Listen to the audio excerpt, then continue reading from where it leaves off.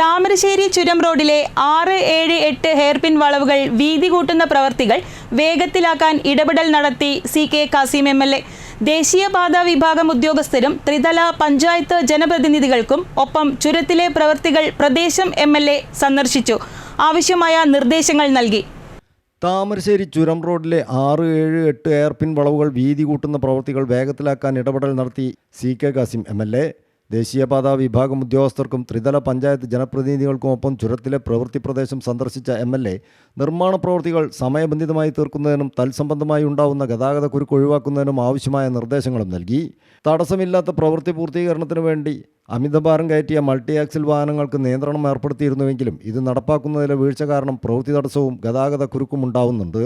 ഗതാഗത നിയന്ത്രണ നിർദ്ദേശം കണിശമായും പാലിച്ച് ഗതാഗത കുരുക്ക് ഒഴിവാക്കാനും നിർമ്മാണ പ്രവൃത്തി സമയബന്ധിതമായി പൂർത്തിയാക്കാനും ചുരത്തിലെ ഗതാഗത കുരുക്കിന് പരിഹാരവും തേടി വയനാട്, കോഴിക്കോട് ജില്ലാ ഭരണകൂട സംയുക്ത മീറ്റിംഗ് ഇരു ജില്ലാ കളക്ടർമാരുടെയും സാന്നിധ്യത്തിൽ വിളിച്ചു ചേർക്കും. ഡൽഹി ആസ്ഥാനമായി പ്രവർത്തിക്കുന്ന ചൗധരി കൺസ്ട്രക്ഷൻ കമ്പനിയാണ് പ്രവൃത്തി നടത്തുന്നത്. വ്യൂ പോയിന്റിന് സമീപം ഇടിച്ചിലുണ്ടായ സ്ഥലത്ത് സംരക്ഷണ നെറ്റ് സ്ഥാപിക്കുന്ന പ്രവൃത്തിയുടെ കരാറും ചൗധരി കമ്പനിക്കാണ്. ദീർഘകാലത്തെ ശ്രമത്തിനൊടുവിൽ കൊടും വളവുകൾ വീതി കൂട്ടുന്നതിനാവശ്യമായ 0.92 ഹെക്ടർ വനഭൂമി കേന്ദ്ര വനം പരിസ്ഥിതി മന്ത്രാലയത്തിൽ നിന്നും അനുമതി ലഭിച്ച് ദേശീയപാതാ വകുപ്പ് ഏറ്റെടുത്തിട്ട് 8 വർഷം കഴിഞ്ഞാണ് ഈ പദ്ധതിക്ക് പണം വകയിരുത്തിയത് എന്നത് ചുരം റോഡിനോട് കാണിച്ച കടുത്ത അവഗണനയാണ് വ്യക്തമാക്കുന്നത്.